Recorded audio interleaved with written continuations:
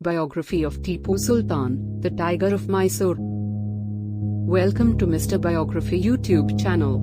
This video is about the biography of Tiger of Mysore Tipu Sultan. Hope you will enjoy this education-based video and share it with your friends and family. Tipu Sultan, November 20, 1750, May 4, 1799, is remembered by many in India and Pakistan as a heroic freedom fighter and warrior king. Tipu Sultan was the last ruler in India strong enough to dictate terms to the British East India Company. Tipu Sultan is known as the Tiger of Mysore. He fought long and hard, although ultimately unsuccessfully, to preserve his country's independence. Hyder Ali and Fatima Fakhr-un-Nisa died, May 4, 1799 in Seringapatam, Mysore, India. May 4, 1799 in Seringapatam, Mysore, India. Education, extensive tutoring. Tipu Sultan was born on November 20, 1750, to military officer Hyder Ali of the Kingdom of Mysore and his wife, Fatima Fakhr-un-Nisa. Tipu Sultan's father Hyder Ali was an able soldier and won such a complete victory against an invading force of Marathas in 1758 that Mysore was able to absorb the Marathan homelands.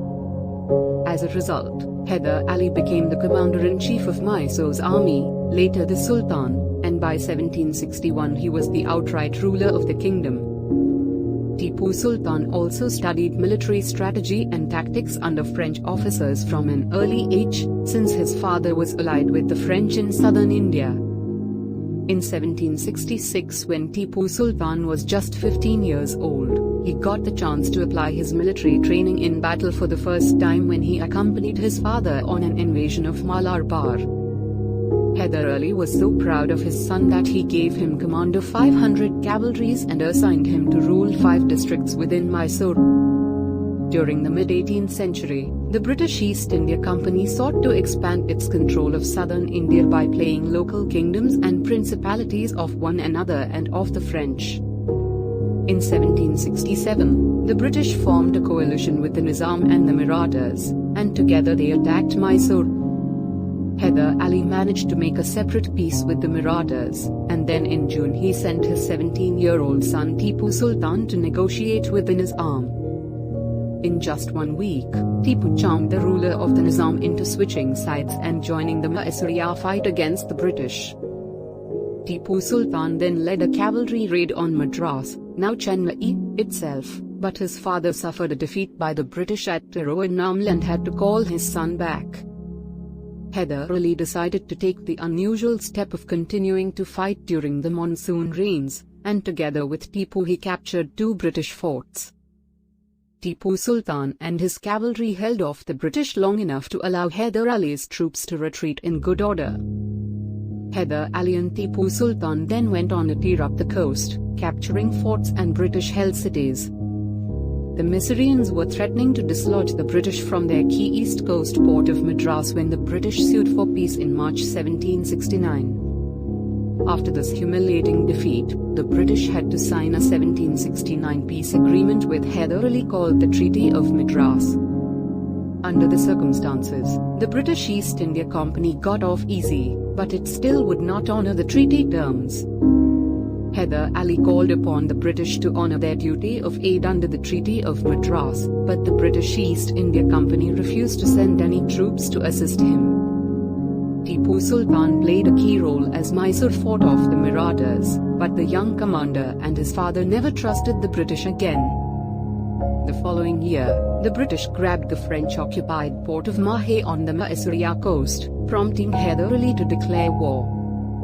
The Second Anglo-Mysore War, 1780 to 1784, began when Hyder Ali led an army of 90,000 in an attack on the Carnatic, which was allied with Britain. The British governor at Madras decided to send the bulk of his army under Sir Hector Munro against the Mysoreans, and also called for a second British force under Colonel William Bailey to leave Guntur and meet up with the main force. Hyder Ali got word for this and sent Tipu Sultan with 10,000 troops to intercept Bailey. In September 1780, Tipu and his 10,000 cavalry and infantry soldiers surrounded Bailey's combined British East India Company and Indian force and inflicted on them the worst defeat the British had suffered in India. Hyder Ali did not realize just how disorganized the British force was. The Mysoreans did capture all of the British stores and baggage and killed or wounded about 500 troops, but they did not attempt to seize Madras.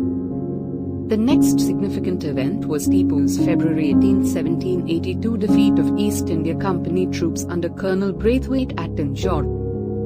Braithwaite was completely surprised by Tipu and his French ally General Lally, and after 26 hours of fighting, the British and their Indian sepoys surrendered.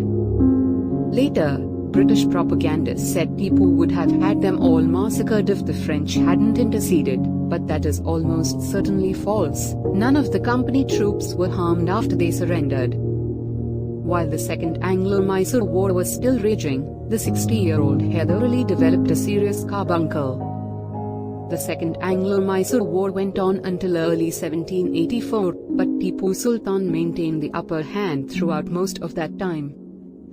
Finally, on March 11, 1784, the British East India Company formally capitulated with the signing of the Treaty of Bangalore. Tipu Sultan agreed to release all the British and Indian prisoners of war he had captured. Despite 2 victories over the British, Tipu Sultan realized that the British East India Company remained a serious threat to his independent kingdom. He funded continuous military advances, including further development of the famous Mysore rockets, iron tubes that could fire missiles up to 2 kilometers, terrifying British troops and their allies. Framed as a warrior king and dubbed the Tiger of Mysore, Tipu Sultan proved an able ruler in times of relative peace as well. Tipu Sultan had to face the British for a third time between 1789 and 1792. This time, Mysore would receive no aid from its usual ally France, which was in the throes of the French Revolution. Unfortunately for Tipu Sultan and his people, the British had more attention and resources to invest in southern India this time around. At the end of the war, after the British besieged Tipu's capital city of Seringapatam, the Mysore leader had to capitulate. In the 1793 Treaty of Seringapatam, the British and their allies, the Maratha Empire, took half of the territory of Mysore. The British also demanded that Tipu turn over 2 of his sons, ages 7 and 11, as hostages to ensure that the Mysore ruler would pay war indemnities. With that in mind, the man who would be emperor sought an alliance with Tipu Sultan, Britain's staunchest foe in southern India. Sadly, his would-be ally, Tipu Sultan, also suffered a terrible defeat. The British East India Company knew that Mysore was the only thing standing between it and total domination of India. A British-led coalition of nearly 50,000 troops marched toward Tipu Sultan's capital city of Seringapatam in February 1799. This was no typical colonial army of a handful of European officers and a rabble of ill-trained local recruits. This army was made up of the best and brightest from all of the British East India Company's client states.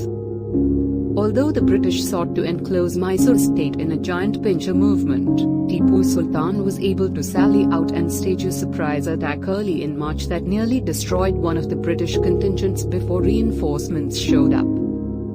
At the beginning of May 1799, the British and their allies surrounded Seringapatam, the capital of Mysore. Tipu Sultan had just 30,000 defenders marched against 50,000 attackers. Tipu Sultan fought long and hard, although ultimately unsuccessfully, to preserve his country's independence. Today, Tipu is remembered by many in India and Pakistan as a brilliant freedom fighter and as an able peacetime ruler.